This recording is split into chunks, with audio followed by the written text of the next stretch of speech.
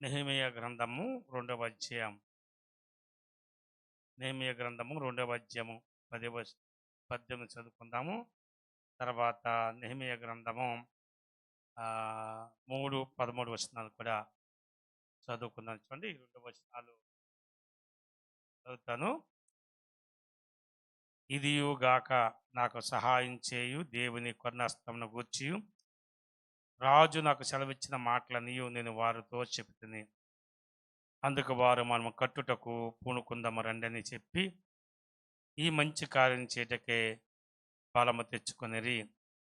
అలాగే 3:13 వచనం చదువుదాం. 3:13 లోయా ద్వారమును అనోనును జానోహ కాపురస్తులను బాగు చేసి కట్టిన తర్వాత దానికి తలుపులను తాళములను గడిలను అమర్చిరి. చిన్న ప్రార్థన చేద్దాం. తల వంచండి. చిన్న ప్రార్థన. దయగల మా తండ్రి, కృపా కనికరగల మా దేవ, యేసయ్య, మీ ఘనమైన నామం కొరకు వందనాలు. మీరు నమ్మదగిన వాడును, గొప్పవాడును, పరిశుద్ధుడైనందుకు స్తోత్రం. మాకు గత రోజుల నుంచి, నెలల నుంచి మీ వాక్యం చేత మాతో మాట్లాడుతూ వస్తున్న విధానం పెట్టి కూడా వందనాలు. మమ్మల్ని మిక్కలుగా ప్రేమిస్తున్నారు, అధికంగా ప్రేమిస్తున్నందుకు స్తోత్రం. మీ ప్రేమకు, మీ కనికరకు మేము ఏమి ఇవ్వగలం? ఇవ్వడానికి మా దగ్గర ఏమీ లేదు.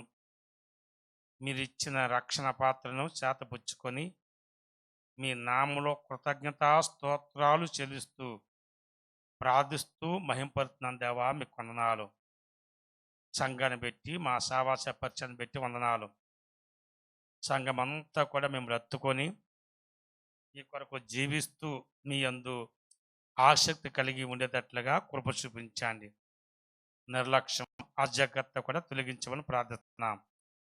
సదబడ వాక్య లేఖల నుంచి మీ దినదాసును కనికరించి మీ చిల్లచాటు మరుగుపరుచుకొని మీ వాక్యం చేత నాతో అందరితో కూడా మాట్లాడి సహాయపడమని యేసు దివ్యనామములో స్తుతించి ప్రార్థిస్తున్నాం తండ్రి. ఆమేన్.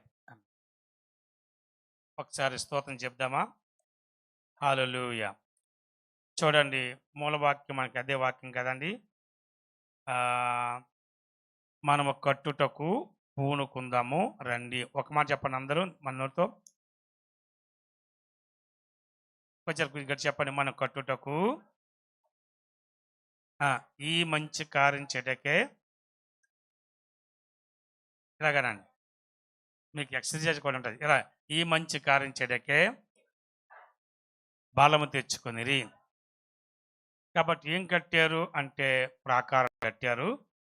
తలుపులు ఏం చెప్తున్నా చెప్పండి, గుమ్మాలు నిలుపుతున్నారు. ఎన్ని గుమ్మాలు చెప్పాను? ఫస్ట్ గుమ్మము గొర్రెల గుమ్మము. గొర్రెల గుమ్మం అనగా రక్షణ. చెప్పండి, గొర్రెల గుమ్మం అని చెప్పండి, రక్షణ. రెండో గుమ్మం ఏంటి చెప్పండి? మత్స్యపు గుమ్మము. అంటే ఏంటి? ప్రభు కొరకు అంటే సాక్ష్యం ఇచ్చుట, సాక్షిగా ఉండుట. మూడో గుమ్మం ఏంటి? పాత గుమ్మం. అంటే నూతన సృష్టిగా మార్చబడుట. పాత మన జీవితంలో ఏం చెప్పాలి చెప్పండి? గతించిపోవాలి. దాన్ని మీకు ఒక 7 పాయింట్లు చెప్పాను దాని సందర్భంలో. ఇప్పుడు ఏ గుమ్మం అంటే లోయ. లోయ ద్వారం అన్నది లోయ గుమ్మం అనమాట. ఏ గుమ్మం చెప్పండి? అని చెప్పండి. ఏ గుమ్మము? లోయ గుమ్మం. ఈ లోయ గుమ్మము చాలా చాలా ముఖ్యమైనది. లోయ గుమ్మం అనగా ఒకటి దీనత్వము, రెండోది శ్రమలో, మూడోదిగా పులరా కన్నీటి ప్రార్థన. కన్నీటి ప్రార్థన. ఈ 3 అనుభవాలు ఉన్నాయి లోయ గుమ్మం. అయితే చూడండి, ఏ ఏ గుమ్మం చెప్పండి? లోయ. లోయ అన్నది బైబిల్ వాక్యంలో చాలా లోయలు ఉన్నాయి. చాలా లోయలు ఉన్నాయి.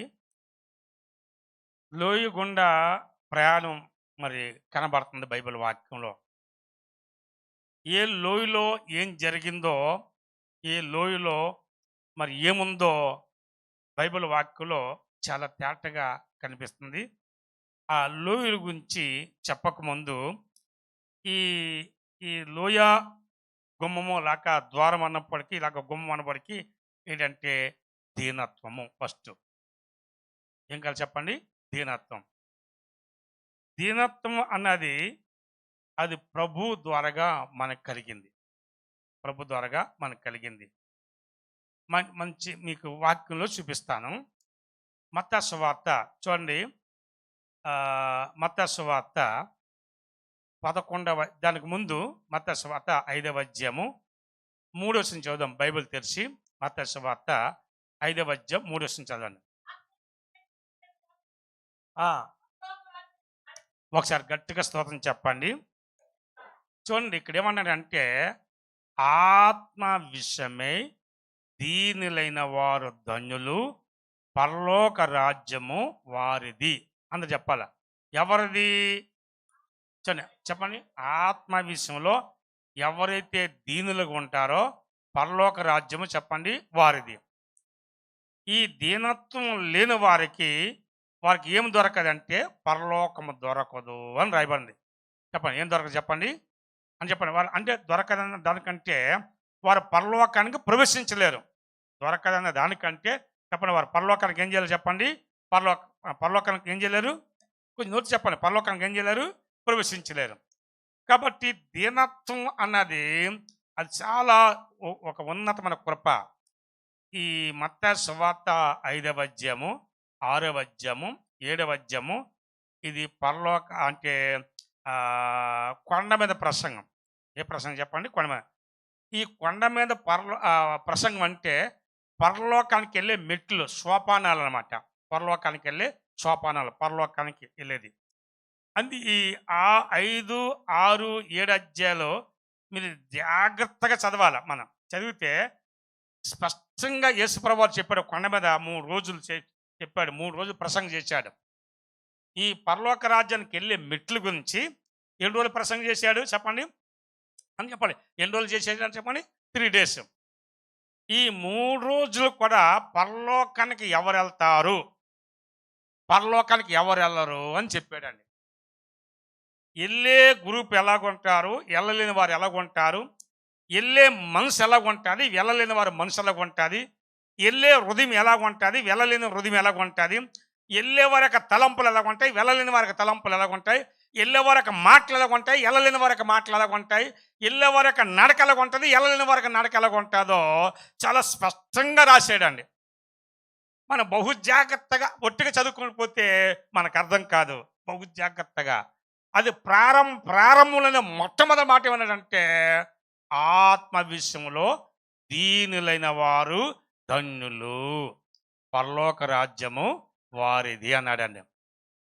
డిక్లేర్ చేశాడు లేదండి? ఏం చేశాడు చెప్పండి? డిక్లేర్ చేసి ఏం చేశాడు అంటే దీనులుగా ఉన్నవారు ఎక్కడికి వెళ్తారు చెప్పండి? ఇక చూడండి ఆత్మ విషయంలో ఏంటి మరి? అది కూడా చాలా చాలా ముఖ్యమైన మాట. దానికి ముందు మరి ప్రభు మనసు ఏంటి? అసలు ప్రభు మనసు ఏంటి చూడండి, గమనించండి. దయచేసి మీకు 3 వాక్యాలు చూపిస్తాను సందర్భంలో.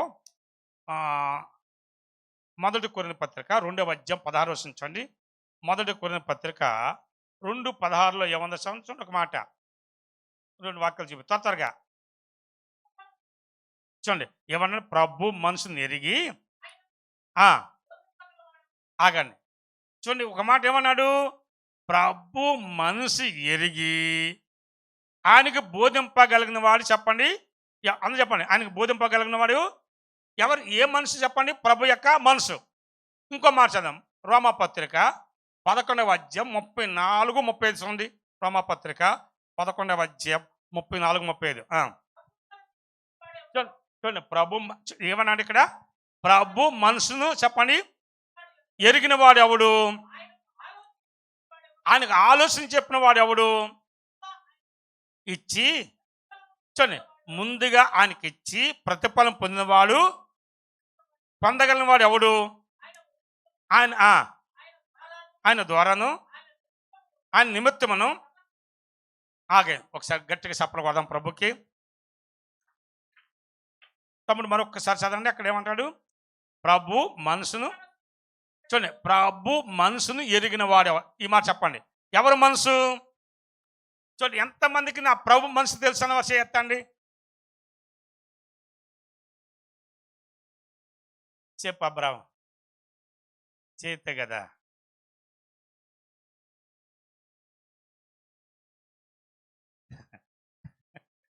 ఆహా, ఈయన డిక్లేర్ చేసాడండి. చూడండి మాట, ప్రభు మనసు ఏంటి, ప్రభు మనసును ఎరిగిన వాడు ఎవడు అని అంటున్నాడు. ప్రభు మనసును ఎరిగిన వాడు ఎవరు, ఆయన మనసు ఏంటి? మత్తయి సువార్త 11వ అధ్యాయము, మత్తయి సువార్త 11వ అధ్యాయము 29, 30. ఏ మనసు? చూడండి, ప్రభు మనసు అని చెప్పండి, దీన మనసు. అందరూ చెప్పండి, ప్రభు మనసు అని చెప్పండి. ఇంకోసారి చెప్పాలి, అందరూ చెప్పాలా? ప్రభు మనసు అని చెప్పండి, దీనుడు లేక దీన మనసు గలవాడు. అందుకే ఆ మనసు ఎరిగిన వాడు ఎవడు అని రోమా సంఘానికి, కొరింథీ సంఘానికి అపోస్తలుడు పౌలు గారు రాశాడు. మీరు ఇక్కడ ఉన్నారండి. ఓ కొరింథీలారా, ఓ రోమీలారా, ఓ రోమాలో ఉన్న పరిశుద్ధులారా, విశ్వాసులారా, కొరింథీలో ఉన్న ఆత్మ పొందిన ఒక దైవ బిడ్డలారా, ప్రభు మనసు ఎరిగిన వారు ఎవరు అని చెప్పి ముందుగా ఆయనకి ఇచ్చి ప్రతిఫలం పొందినవాడు ఎవడు? ముందుగా ఆయనకి ఇచ్చి చెప్పండి, ఏం పొందినవాడు చెప్పండి? ప్రతిఫలం పొందినవాడు. ముందుగా ఆయనకి ఏమి ఇచ్చాడు అని అంటే, ఆయన ఏమి ఇచ్చాడంటే, ప్రభు మనిషి అంటే తన ప్రాణం ఇచ్చాడండి. చెప్పండి, ఏమి ఇచ్చాడు చెప్పండి?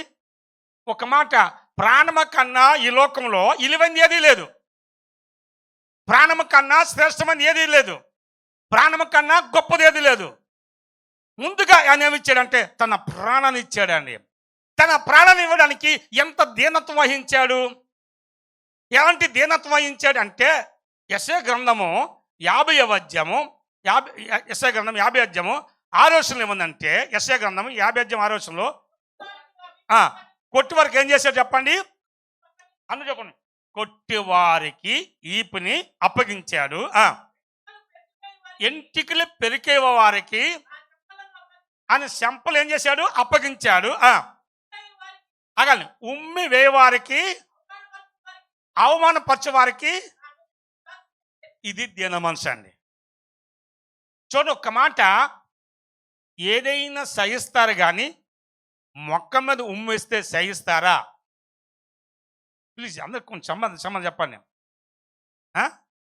కొంతమంది మీద ఉమ్మేస్తారు, చీరాని పని చేస్తే చిప్పాడు అని చెప్పి ఉమ్మొస్తారు. అది ఎంతో అవమానకరం. కానీ యేసు ప్రభువు వారు ఏం చేశాడు? చెడ్డ పని చేశాడా, మంచి పని చేశాడా? కుష్ఠరోగులు శుద్ధి అయ్యారు, గుడ్డివారు చూశారు, మూగవారు మాట్లాడారు, దెయ్యాలు వెళ్ళిపోయాయి, చనిపోయినారు, బతికారు, నానా విధమైన వ్యాధుల చేత పీడింపడం వారందరికీ ఏం కలిగింది? స్వస్థత కలిగింది. పాపులు రక్షించబడారు, మారు మనసు పొందారు. ఇంత మంచి పని చేస్తే ఆయన మొక్క మీద ఏం చేశాడు? ఉమ్మేస్తే ఏం చేశాడు? అని దీనుడే. ఒక్క మాట చెప్తాను, ఇలాగ ఇంటికి పెరికి వేస్తే రక్తం కారుతుంది, ఆ రక్తంతో పాటు ఉమ్ము వస్తే ఉమ్ము రక్తము కూడా కారుతుంది. ఇంత అవమానం కూడా భావించలేదండి ప్రభు. ఆయన దీనత్వం చూసారా? ఆయన దీనత్వం ఎలాగ సహించాడు, ఎలాగ ఓర్చుకున్నాడు. మన జీవితంలో ఎవరైనా అనరాని మాట, ఒక మాట అంటే ఉలిక్కి పడి వాళ్ళతో మాట్లాడము, ఎడమొఖం పెడమొఖం కలిగి ఉంటాం, ముఖం తిప్పుకుంటాం, మాట ముచ్చట్లు బంద్ అయిపోతాయి.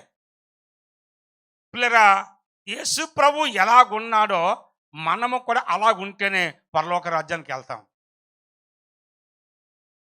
నా మాట అర్థమవుతుందని దయచేసి. అందుకే ఫస్ట్ ఏమన్నాడు? ఆత్మ విషయమే. అంటే దీనత్వం లేకపోతే ఎక్కడికి వెళ్ళరు చెప్పండి? ప్రకృతి వికృతి. దీన మనసు లేకపోతే ఎక్కడికి వెళ్ళాము చెప్పండి? కాబట్టి అందుకే యేసుప్రభు ఏం చేశాడు? మాదిరి ఉంచి ఏం చేశాడు? కొట్టివారు కొట్టండి, ఇప్పుడు అప్పగించాడు.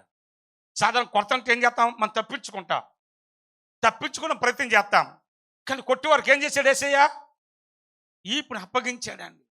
ఇంటికి పెరికెత్తంటే అలాగే సహించాడు, ముఖం దాచుకోలేదు, మొక్క మీద ఉంబెత్తంటే ముఖం తిప్పుకోలేదండి. ఎంత ప్రేమ చూడండి. రోమపత్రిక 5:8 చూడండి ఒక మాట. రోమపత్రిక 5:8.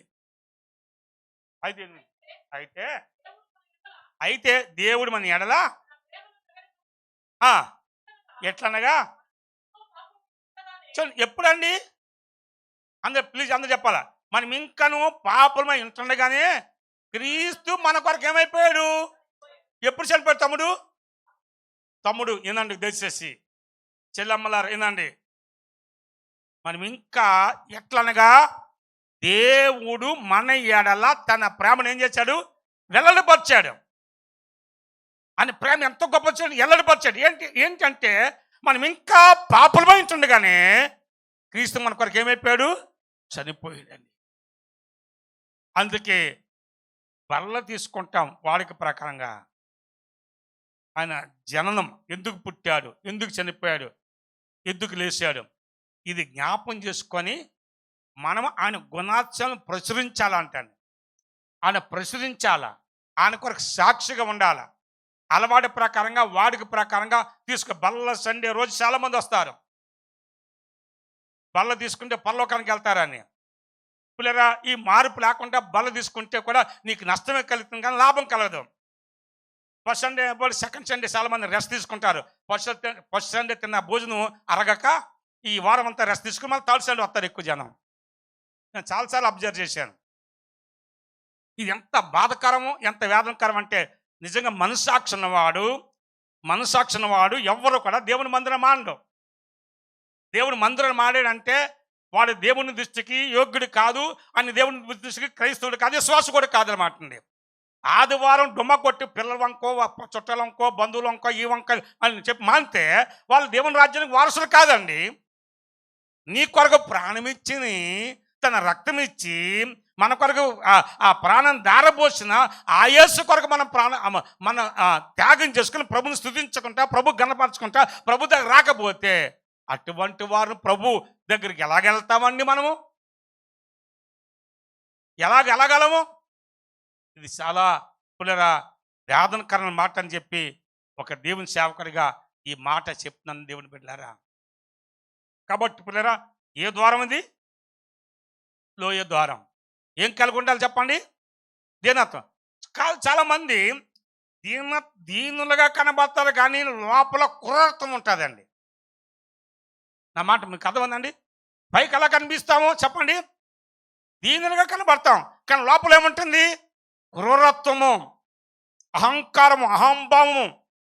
నేను ఎవరనుకున్నావు, ఏంటనుకున్నావు, నా తడాకు చూడు అని ఇలాగా లోపల క్రూరత్వం ఉంటుందండి. ఈ క్రూరత్వం ఉందో లేదో అని ఒక్కడికి తెలుసు అండి. ఉన్నవారికి తెలుసు, పుట్టించిన వారికి తెలుసు. అందుకే మన జీవితంలో, అందుకే ఆత్మ విషయంలో ఎప్పుడైతే రక్షించబడామో అంతరంగ విషయంలో మనకేముండాలి చెప్పండి? పైకి క్రూరంగా కనబడిన లోపలికి ఏముండాలా? ఆ దీనత్వం ఉండాలండి. హృదయంలో దీనత్వం ఉండాలి. నా మాట అర్థం చేసుకుని దయచేసి ఈ మాట. ఒకవేళ పైకి గంభీరం కనబడిన లోపల ఏముండాలి చెప్పండి? పైకి మంచి కనబడి లోపల క్రూరత్వం ఉండకూడదు. అది క్రూరత్వం అంటే ఆత్మ విషయంలో ఏమున్నవారని చెప్పండి? దీనత్వం ఉండేవారం కామంటారు. అంతరంగంలో ఎలా ఉండాలంటే, అందుకే దావీదు మహారాజు అంటాడు 51వ కీర్తనం, నా అంతరంగములో స్థిరమైన మనసు నూతనంగా పుట్టించంటాడు. చూడండి ఎంత చక్కగా, ఎంత స్పష్టంగా ఈ మాటలు రాయబడిందో. నా ప్రియమైన దేవుని సంగమా, వచ్చారు చప్పలు కూడా దేవుని ఏం పడదామా? సరే, ఇవన్నీ చెప్పుకుంటే సమయం సరిపోదు. నీకు లైన్ చెప్తాను. ఈ దీనత్వం కలిగి ఉంటే మనకు కలిగే ఆశీర్వాదాలు చాలా, అంటే దాదాపు ఒక 10 ఉన్నాయి. ఇప్పుడు 10 చెప్పలేను. ఈ దీనత్వం కలిగి ఉంటే ఆయన ఏం చేస్తారు చూడండి. చూడండి ఒక మాట చెప్పండి. ఫస్ట్ పిల్లలు గమనించండి, ఆత్మవిశ్వాసం. అందరూ చెప్పండి, మీ పక్కవారు ముఖం చూసి చెప్పండి, ఆత్మవిశ్వాసం అని చెప్పండి. దీనులైన వారు ధన్యులు, పరలోక రాజ్యము. చూడండి, పరలోక రాజ్యంతో పాటుగా ఈ లోకంలో కలిగే దీవెన చూడండి దయచేసి. మన ఆత్మవిశ్వాసంలో దీనత్వం కలిగి ఉంటే మన పరలోకం దొరుకుతుంది అన్నమాట. అలాగే పరలోక దొరకమే కాక ఈ భూమి మీద ఈ దీనత్వం కలిగి ఉంటే మనకేం కలుగుతుందో దేవమణి గారు ఎంత చక్కగా చెప్తాడు. ఏం కలుగుతుందో మీకు కొన్ని మాటలు చూపిస్తాను. దయచేసి త్వరగా యెషయా గ్రంథము 57వ అధ్యాయం 10 చదవండి. 57:15 57 చూడండి. ఇక్కడేమన్నాడు తమ్ముడు? మహాగణుడును మహోన్నతుడును పరిశుద్ధుడును నిత్య నివాసైన వాడు ఇలాగ సెలవిచ్చినాడు.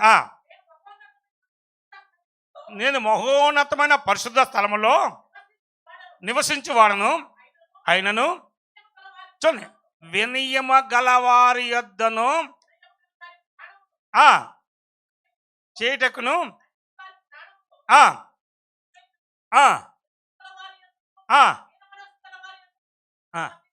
చెప్పలు కొట్టండి ఒక మాట. చూడండి ఉజ్జింప చేస్తాను. వినయమ గలవారిని దీని గలవారిని ఏం చేస్తాడు? ఉజ్జింప చేయడం కాక వినయమ గలవారి యొద్దను దీన మనసు గలవారి యొద్ద నేనేం చేస్తాను? నివసిస్తాను. అందరి దగ్గర నివసించలేడు. గర్వంగా అహంకారంగా అహంభాంగా ఉన్నవారి దగ్గర ప్రభు నివసించలేదు. బాగినండి, దయచేసి బాగినండి. ఆయన ఎక్కడ నివసిస్తాడు అని అంటే చెప్పండి, వినయమ గలవారి యొద్ద చెప్పండి దీన మనసు. ఈ దీనత్వం కోల్పోతే ప్రభు మన దగ్గర నుంచి వెళ్ళిపోతాడు. దీనత్వం ఎప్పుడైతే కలిగి ఉంటామో ప్రభు ఎక్కడ నివసిస్తాడంటే మన యొద్దనే నివసిస్తాడండి. ఎంతమంది ప్రభు నా యొద్ద నివసించడానికి ఇష్టపడతారు చెప్పండి. ఇలాగ అనకండి దయచేసి, సంపూర్ణంగా ఎంత సిగ్గుపడడం ఎందుకు? ప్రభు మీ యొద్ద నివసించడం ఇష్టం లేదా చెప్పండి. ఎక్కడ చెప్పండి, ప్రభు ఎక్కడ నివసించాలి చెప్పండి? నా యొద్ద ప్రభు మన యొద్ద నివసించాలంటే సంగమా, విశ్వాసులారా, పరిశుద్ధులారా, ప్రభు మన యొద్ద నివసించాలంటే మనం ఏం కలిగి ఉండాలా? వినయం ఉండాలా, దీన మనసు కలిగి ఉండాలా. ఈ దీన మనసు కలిగి ఉంటే ప్రభు మన దాటిపాడు. అబ్రహాం దగ్గరికి వెళ్ళాడు దేవుడు. అబ్రహాం దగ్గరికి వెళ్తే నిజంగా 99 సంవత్సరాల వయసులో అండి, ఎంత అద్భుతం. అక్కడ దేవుడు ప్రభుని చూడబడికి చూడండి, ఆ వయసులో పరుగుని వెళ్ళిపోయాడు. పరుగుని వెళ్ళిపోయి ఆయనకి సాష్టంగా పడిపోయాడండి. సాష్టంగా పడిపోయి, ప్రభువా ఇప్పుడు నీ దాసుని దాటిపోవద్దు ఏమన్నాడండి? ఇప్పుడు నీ దాసుని దాటిపోదు. కొంచెం ఆహారం తీసుకొస్తాను, కొంచెం నీళ్ళు తీసుకొస్తాను, ఈ నీళ్ళు తాగి కొంచెం ఆహారం సిద్ధపడతాను, ఈ దాసుని దాటిపోద్దు అంటే అలాగే ఎండ వేళలో అలాగ చెట్టు కింద ఉండిపోయారు. వెళ్ళి ఒక ఏటను తీసుకొచ్చి, ఒక క్రొవ్వుని దోళ్ళని తీసుకొచ్చి వధించి 3 మానికలు మెత్తడి పిండి తయారు చేసి రొట్టెలు చేసి వచ్చినంత వరకు అక్కడ ఉన్నాడండి. ఆ తిన్న తర్వాత ఎలుతూ పులరా ఒక దీవించేసి వెళ్ళిపోయాడు. ఏ దీవించాడు? వచ్చే ఈ కాలానికి నేను మరలా వస్తాను, అంతవరకు రాను. సారా కోగుడిలో కుమారుడు ఉంటాడు, ఆయనకి ఇస్సాకు అని పేరు పెడతామని చెప్పాడు. ఆ ఇస్సాకు నుంచి వచ్చిన వారే నీ సంతానం అనబడుతుంది, గొప్ప జనసమూహముగా నేను చేయబోతున్నాను అన్నాడు. చెప్పండి హల్లెలూయా. చూసారా ఆ దీనత్వం? ప్రభుని ఎలాగ ఆపు చేశాడు? ఒక్కసారైనా ప్రభుని మనం ఆపు చేసామని ఒక్క మాట.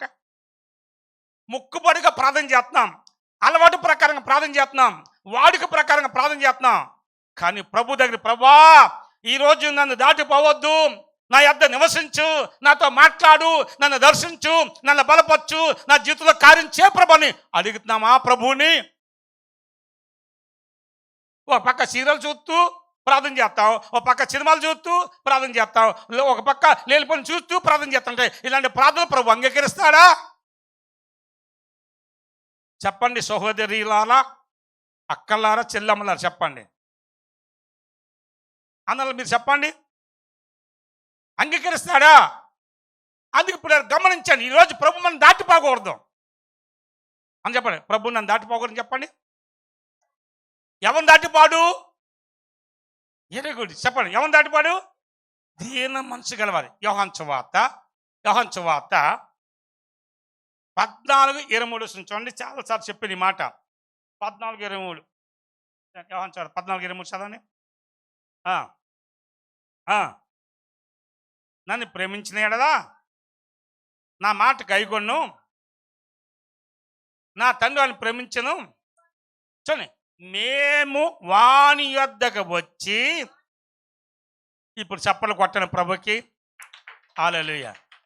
ఏమన్నాడు ప్రభు? మేము వాని యొద్దకు వచ్చి, వాని యొద్ద మేము ఏం చేస్తాం చెప్పండి. కొంచెం చెప్పండి, ఎవరిని వాసం చేస్తాడు చెప్పండి. చనిపోయిన మన పెత్తలు మన యొద్దకు వస్తే మన ఇల్లు బరువు అయిపోతుంది, మన గుండె బరువు అయిపోతుంది. చచ్చిపోయిన మన అమ్మ కానీ, మన నాన్న కానీ, లేక మన తోడబుట్టిన కానీ చచ్చిపోయిన ఎవరైనా వచ్చి ఈరోజు నీ ప్రక్కలో పడుకుంటాను అన్నాను అనుకోండి, లేక నీ ఇంట్లో ఉంటాను అనుకోండి, మీ గుండె బరువు అయిపోతుంది, మీ ఇల్లు బరువు అవుతుంది. అవుతుంది అవుదా? సపరేట్ అండి. లేకపోతే బరువు కాదంటే ప్రభా ఇది బరువు కాదంటే ఒకసారి పంపించి ప్రభా అని అనమంటారా? కానీ అదే యేసయ్య ఉన్నాడు అనుకోండి, యేసయ్య నివసించాడు అనుకోండి, దైవ బిడ్డలారా అప్పుడు చూడండి ఉన్న బరువంతా తొలగిపోతుంది కదమ్మా. ఉన్న బరువంతా తొలగిపోతుంది. ప్రశాంతత, సమాధానము, ఆరోగ్యము, సమృద్ధి, పిల్లరా మనశ్శాంతి, పిల్లరా తృప్తి కలిగి ఉంటుందండి. అందుకు మనం దీనత్వం కలిగి దీనులు ఉండి తగ్గించుకొని ఆయన ప్రేమిస్తే మన యొద్ద ప్రభు ఏం చేస్తాడు చెప్పండి? నివాసం చేస్తాడు. యెషయా గ్రంథం 33:15 కూడా చూడండి. యెషయా గ్రంథం 33:15 కూడా ఏముందో? యెషయా గ్రంథం 33:12 చదవండి. నీతిని అనుసరించి నడుచుచు యథార్థంగా మాట్లాడుచు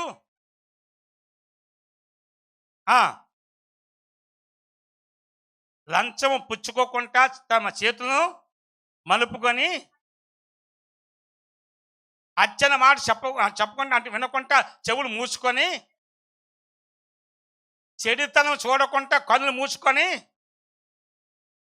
ఎక్కడ నివసిస్తారు చెప్పండి? ఎక్కడ తీసుకెళ్తాడైనా? ఇంకో చెప్పండి, ఎక్కడ తీసుకెళ్తాడు? రీజన్ చెప్పండి, ఎక్కడ తీసుకెళ్తాడు? ఉన్నతమైన స్థలానికి తీసుకెళ్తాడు. హల్లెలూయా చెప్పండి. హల్లెలూయా. పిల్లరా ప్రభు వాక్యం చెప్తుంది. అలాగే 101 కీర్తన 6 కూడా ఏముందంటే, 101 కీర్తన 6 అంటే, నా యొద్ద నివసించినట్లు దేశంలో ఎవరికి చేతన చెప్పండి ఆయన? నమ్మకస్తులైన వారు. కాబట్టి ఈరోజు ఒక మాట చెప్పండి, ఈరోజు ప్రభు మన యొద్ద నివసించాలంటే, ప్రభు మనతో ఉండాలంటే మనం ఏం కలిగి ఉండాలి? ఫస్ట్ చెప్పండి, దీనత్వం. ఎందుకు దీనత్వం కలిగి ఉండాలి? మన ప్రభు ఏమైనాడు? దీనుడైనాడు. మన ఆత్మలు ఎలా ఉండాలా? చూడండి, ఎప్పుడు ఎట్టి పరిస్థితుల్లో దీనత్వం కోల్పోకూడదండి.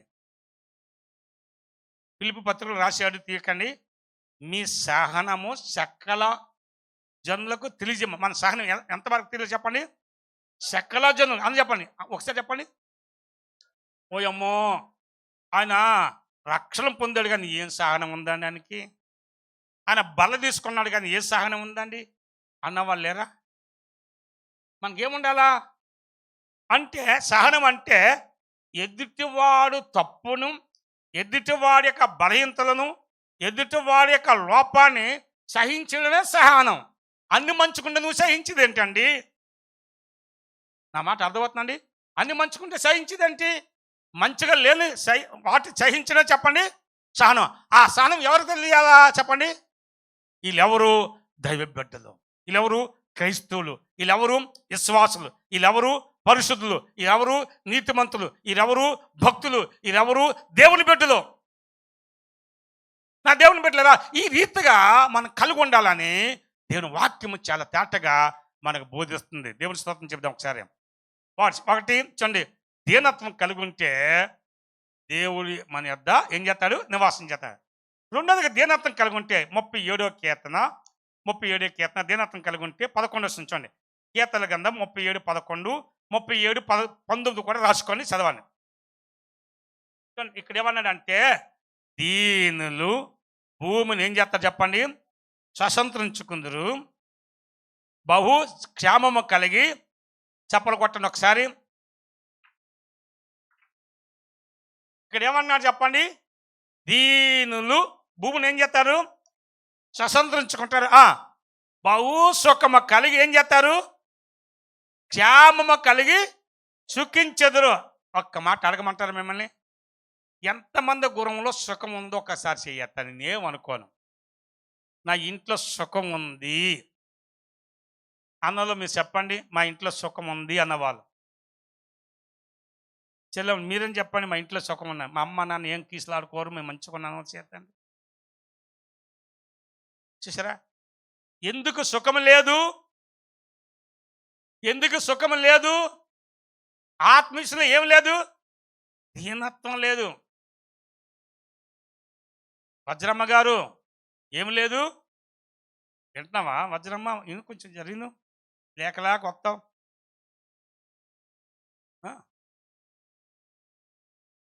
కాబట్టి ఏముండాలి చెప్పండి? చెప్పు శేఖర్ బాబు, ఏముండాలా? దీనత్వం. ఆ దీనత్వం ఉంటే భూములు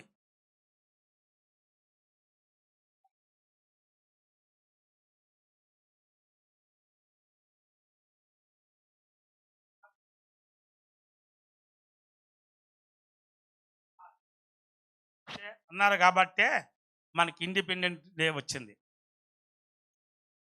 స్వతంత్రం వచ్చింది. చూసారా? అది బైబిల్ వాక్యాన్ని అనుసరించారు. ఈరోజు దేవుని బిడ్డలారా, అదే ఆ సాత్వికము, ఆ దీనత్వం మనకు కలిగి ఉంటే రాబోయే దినాల్లో ఎయ్యండి పరిపాలన మనమే దీన్ని పరిపాలన చేయబోతున్నాం. చెప్పండి హల్లెలూయా. ఎన్ని సంవత్సరాలు రూలింగ్ చేయబోతుంది చెప్పండి? 1000 ఏండ్లు అండి, మాటలు కదా. 5 ఏండ్లుగా ముప్పు తిప్పలు పడుతున్నారు. అరే ఆయనే బాగున్నాడు కదా, ఈయన ఎందుకు అనుకున్న వాళ్ళు కూడా ఉన్నారు. కానీ 1000 ఏండ్ల పరిపాలన అలాంటిది ఏమి కూడా ఉండదు. నీతి పాలన, సమాధానం. వింటున్నారా? ఎంత గొప్ప కృప, ఎంత గొప్ప భాగ్యం నా దేవుని బిడ్డలారా, భాగ్యం ఉంచండి. అందుకు చెల్లి తమ్ముడా, ఈ ఉదయకాల సభలో దయచేసి వాక్యాన్ని గమనించండి. దీనత్వం కలిగి ఉంటే భూమిని స్వతంత్రించుకుంటాము. బహు క్షేమము కలిగి వారు ఏం చేస్తారు చెప్పండి? సుఖించుదురు. ఈరోజు మన ఇంటికి మనకేం కలగాల? సుఖం కలగాల. ఈ భూమి మీద గమనించండి, ఈ భూమి మీద శ్రమలు కలిగిన, స్వాదలు కలిగిన, నాకు నిందలు కలిగిన, ఆర్థిక సమస్యలు, కుటుంబ సమస్యలు, అనారోగ్య సమస్యలు కలిగిన మన హృదయంలో ఏముండాలి చెప్పండి? దీనత్వం ఉండాలా, సుఖం ఉండాలా. నా ప్రభు ఉండాలి, ఈయన ఏం చేస్తాయి అని ఎలా ఉండాలంటే ధైర్యం కలిగి ఉండాలండి. పిల్లలు మనం నిరీక్షణ లేని వారం కాము. ఒక అన్యులు ప్రభుని ఎరగలేని వారికి నిరీక్షణ లేని వాళ్ళకి ఇప్పుడు శ్రమ కలిగింది అనుకోండి, మన ఉపాసనని ప్రార్థన చేస్తే శ్రమ నుండి విడుదల చేస్తాడు మనకి. మత్తయి సువార్త 7:26-41 ఉంది. మీరు స్వాదులో ప్రవేశింపుకున్నట్లు మెలకువని ప్రార్థన అంటే మనం ప్రార్థన చేస్తే ప్రతి స్వాదం చేంజ్ చేస్తాడని చెప్పండి. ఆయన ఈ నిరీక్షణ ఎవరికి ఇచ్చాడు? ప్రభు మనకిచ్చాడు, ఈ దీనులకి ఇచ్చాడు, ఈ కృప ఇచ్చాడు. అందుకే మన ప్రభు ఈ దీనిని కనికరించిన ప్రార్థించాలా, ఈ దీనురాలను కనికరించిన ప్రార్థించాలి. చెప్పండి, ఒక మాట చెప్పండి, మీ నోటి చెప్పండి, మీరు చెప్పండి, కొంచెం గట్టి చెప్పండి. దేవా ఈ దీనిని లేక ఈ దీనిని ఏం చేయి అని ఎప్పుడైతే ఏ ప్రార్థన చేసామో అప్పుడు ఆ దీనుడైనా యేసయ్య కనికరిస్తాడు, కార్యం చేస్తాడు. 37:19 కూడా ఏముందో? ఇగ్గు ఎవరు దీని ఎప్పుడు తృప్తి పొందుతారు చెప్పండి? ఆపద కాలంలోనూ, కరువు దినాల్లో. ఏమంటండి మాట? చారాపతి ఎదురాలు ఉంది ఏమా. కరువు దినాలు ఏం పొందింది ఆమె? సెపరేట్ అండి, ప్లీజ్ అందరూ చెప్పండి. కరువు దినాలు ఏం పొందింది? ఎలా తృప్తి పొందింది? ఒక్క మాట బేపిక్కరికి ఉందండి. రాజుగారైనా భయపడ్డాడు ఎట్లాగాని. పశువుల మేత దొరక, దేశానికి రేసలు దొరక, ఇప్పుడు మన మోడీ గారు పాపం మన 3 నెలలకి రేషన్ ఇచ్చేసారు. ఆ రోజు రేషన్ ఇద్దామంటే రేషన్ కూడా లేదు, బియ్యం లేదు, పప్పు లేదు, ఉప్పు లేదు. నా దేవుని బిడ్డ ఒకసారి ఇలాగ పెద్ద కరువు వచ్చింది. ఆ కరువు వస్తే 2 అక్కలు మాట్లాడుకున్నారు. అక్క అంటే ఇరుగు పొరుగు మాట్లాడుకొని, ఈరోజు నీ కొడుకుని వధించి వండుకొని తిందాం, రేపు నీ కొడుకుని వండుకొని తిందాము అని చెప్పి 2 మాట్లాడుకుంటే మంచిది బాగని చెప్పి ఈమె కొడుకుని వండుకున్నారు. ఆ రోజు ఇది జరిగి బైబిల్లో జరిగిన సంగతి, ఈ లోకంలో జరిగింది. వండుకొని తిన్నారు. వండుకొని తినగానే మళ్ళీ మరుసటి రోజు అమ్మ ఈరోజు నిన్న నా కొడుకును వండుకొని తిన్నాం కదా, ఈరోజు నీ కొడుకును వండుకొని తిందామంటే ఆమె సస్యమని ఒప్పుకోలేదు. ఒప్పుకోకపోతే ఏడ్చుకుంటూ రాజు దగ్గరికి వెళ్ళింది. రాజుగారి కరువు తట్టుకోలేక ఏంటి ఇలాగ నడుచుకుంటూ ఇలాగ వెళ్తా ఆలోచన చేస్తా ఉన్నాడు, ఆలోచన చేస్తున్నాడు. ఆ ప్రాకారమైన నడుస్తూ ఇలాగ ఆలోచన చేస్తా ఉన్నాడు. రాజా రాజా నన్ను కరుణించు, నన్ను కరుణించు, నాకు సహాయం చేయని కేకలేస్తుంది. ఏం చేయమంటావు అని అంటున్నాడు. ఏం సహాయం చేయమంటావు? రసం చేపలు బియ్యమునేనా గోధుమలు వల్ల బియ్యము లేవు, గోధుమలు లేవు. ఆ దినాల్లో కరువు ఎంత వచ్చిందంటే పాము రెక్క రెట్ట ₹2 అమ్మారంట. 2 ₹5 సరే, 2 కానీ ₹5. ఇది రెక్క కాదు. రెట్ట అంటే తెలుసు కదా మీకు, అంటే దానికి కూడా రేటు పెరిగిందండి. అంటే రెట్టకి అంత రేటు ఉంటే తలకాయకి ఎంత ఉంటుంది, లెగ్గకి పీస్ ఎంత ఉంటుంది, రెక్కకి ఎంత ఉంటుంది, నడుకి ఎంత ఉంటుంది రేటు. ఆ రేటు చెప్పలేదు. అంత కరువు వచ్చిందండి, అంత భయంకర కరువు వచ్చింది. మీకు అర్థమవుతుందండి? అలాంటి కరువు దినాల్లో కూడా పిల్లరా సారపతి విధరాలు తృప్తి పొందింది. చప్పలు కొట్టండి హల్లెలూయా. ఎందుకు పొందింది? దీనురాలు, దీనత్వం. కరువు దినాల్లో దేవుని బిడ్డలు ఎలా ఏం చేస్తా చెప్పండి? తృప్తిపరుస్తాడు. కరువు దినాల్లో వాళ్ళని పోషిస్తాడు, సంరక్షిస్తాడు, కరువంతా తొలగిస్తాడు, కరువంతా తీసేస్తాడు. దేవుని స్తోత్రం చెప్తే ఒకసారి హల్లెలూయా. సరే, ఓకే, రైట్. తర్వాత మూడోదిగా టైం అయిపోయిందే. మూడోదిగా దయచేసి చాలా ఉన్నాయి కానీ సామెతల కీర్తన గ్రంథము 22 కీర్తన 26 దాని ముందు ఒక్క నిమిషం. కీర్తన గ్రంథం 138 కీర్తన 6 చదవండి. కీర్తన గ్రంథము 138 కీర్తన 6 చదవండి.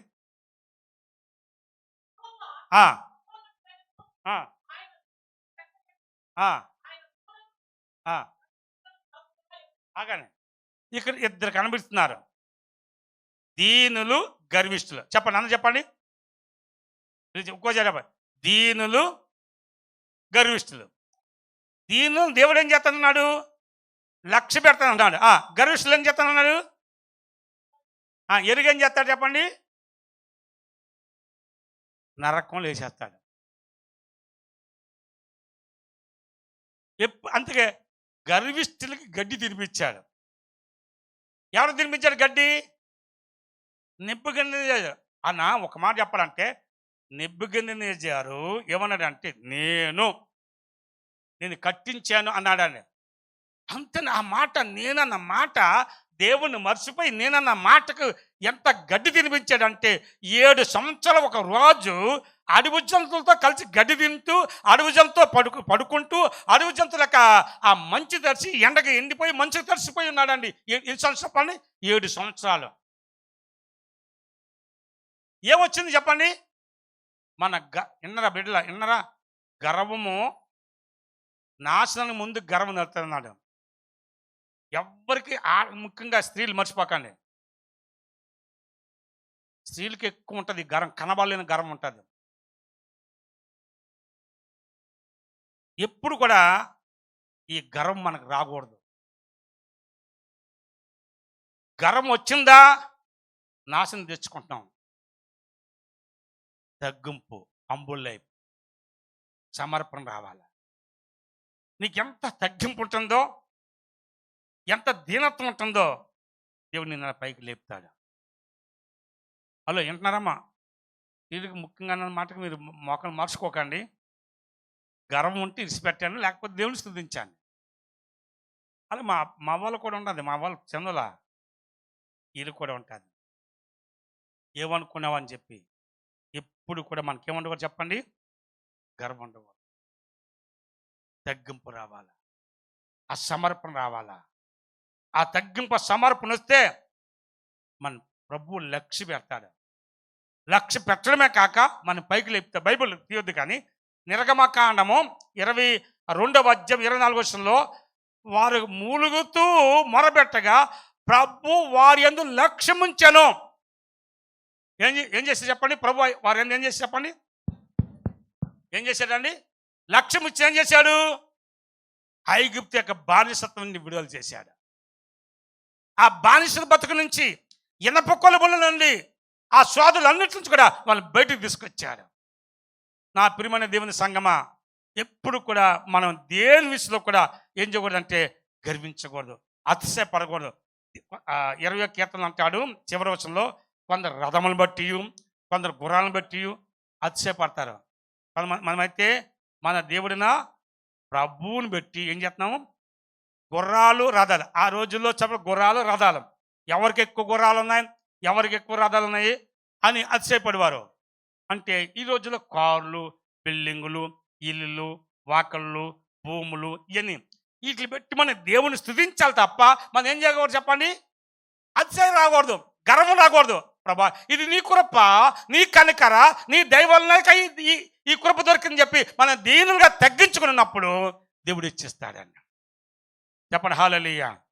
ఎప్పుడు కూడా మనకి ఏం రాకూడదు చెప్పండి? గర్వం రాకూడదు. దీనులను లక్ష్యపెట్టి గర్విష్ఠులు ఏం చేస్తున్నాడు? ఆయన దూరం జాగ్రత్త, నీకు గర్వం వచ్చిందా? జాగ్రత్త. నేను ఒక్కసారి అలా చూసానంటే కింద పడతావు. కింద పడ్డావంటే మళ్ళీ తిరిగి నువ్వు లేగలేవు. మళ్ళీ నేను లేపాలంటే ఎవరు రావాలా? నేనే రావాలా. ఎంత చక్కని మాట ప్రభు వాక్యం చెప్తుంది. ఎప్పుడు కూడా గర్వం రాకుండా తగ్గింపు, ఆ సమర్పణ కలిగి ఉంటే దేవుని బిడ్డలారా మన పైకి ప్రభు ఏం చేయబోతున్నాడు? లేపబోతున్నాడు. సరే, తర్వాత మీకు రాసేసుకుంటారా? లేకపోతే రాసుకొని ముగించేస్తాం. తర్వాత దీనిలో ఉంటే మనం తృప్తిగా భోజనం చేస్తాం. 22వ కీర్తన 6వ వచనం చదవండి. 22వ కీర్తన 6వ వచనం రాసుకోండి. టైం అయిపోయింది. తర్వాత దీనిలను నడిపిస్తాడు. దీనిని ఏం చేస్తారు చెప్పండి? నడిపిస్తాడు. కీర్తన 25:9. తర్వాత దీనులను లేవనెత్తుతాడు. పైకి ఏం చేస్తాడండి? లేపుతాడు. 147వ కీర్తన 6వ వచనంలో. తర్వాత దీనులను రక్షణతో అలంకరిస్తాడు. ఏమిస్తాడు చెప్పండి? రక్షణ. చక్కని మాట. 149వ కీర్తన 4. దీనులకు కృప అనుగ్రహిస్తాడు. దీనికి ఏమి ఇస్తాడు చెప్పండి? కృప అనుగ్రహిస్తాడు. యాకోబు పత్రిక 4వ అధ్యాయం 6. యాకోబు పత్రిక 4వ అధ్యాయం 6. మొదటి పేతురు పత్రిక 5:5. తర్వాత దీనులను హెచ్చిస్తాడు. చెప్పండి, దీనిని ఏం చేస్తాడు చెప్పండి? మొదటి పేతురు పత్రిక 5:6. దీనిని ఏం చేస్తాడు చెప్పండి? హెచ్చిస్తాడు.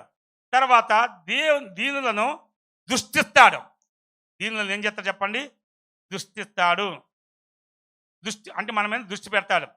యెషయా గ్రంథం 66:2. యెషయా గ్రంథం 66:2. తర్వాత దీనులు ఉన్నత స్థలములందు నివసిస్తారు. ఏబు గ్రంథము 5:11. చూడండి, ఇక్కడ మాటలు చెప్పాను, చాలా ఉన్నాయి. కానీ దీనిని నడిపించేవాడు, దీనులు లేవనెత్తేవాడు, దీనులు కృప చూపించేవాడు, దీనులు హెచ్చించేవాడు, దీనులు ఎలా దృష్టించేవాడు. ఈరోజు ప్రభు మనం ఏదేం పెడతాడు చెప్పండి? దృష్టి పెడతాడు. ఒక్క మాట మీ పక్క వారు సెకండ్ తీసుకున్నప్పండి. దేవుడు దృష్టి నా మీద ఉండాలి. చూడండి, ఇతరులు చూస్తే ఆ దృష్టి ఒక కీడు కలుగుతుంది. 10 మంది దృష్టి మంచిది కాదు కదండి. చెప్పండి, 10 మంది దృష్టి పెడితే పచ్చగడ్డి కూడా మండిపోతుంది అంటారు. మాడిపోతుంది అంటారు. కానీ ప్రభు యొక్క దృష్టి ఎలాంటిదంటే ఒక ఆశీర్వాదకరమండి. ఇంత చెప్తుంటే ఒక సంతోషం లేదండి. ప్రభు ఎలా చెప్పండి? ఆశీర్వాదకరమంది, సమాధానకరమంది, ఆరోగ్యకరమంది, దీవెనకరమంది. ఎంతమంది ప్రభు దృష్టి మేమే కావాలా? ప్రభా నన్ను దృష్టించయ్యా, దేవా నన్ను దృష్టించయ్యా, ప్రభా నన్ను బలపరచు ప్రభా, ప్రభా నేను ఎడల కృప చూపించు ప్రభా అని ఎంతమంది అడుగుదాము, ప్రార్థన చేద్దాము. దేవుడి ఇచ్చిన వాక్యాన్ని మన ఎన్నికలో ఫలింపజేయను గాక. ఆమేన్. హల్లెలూయా.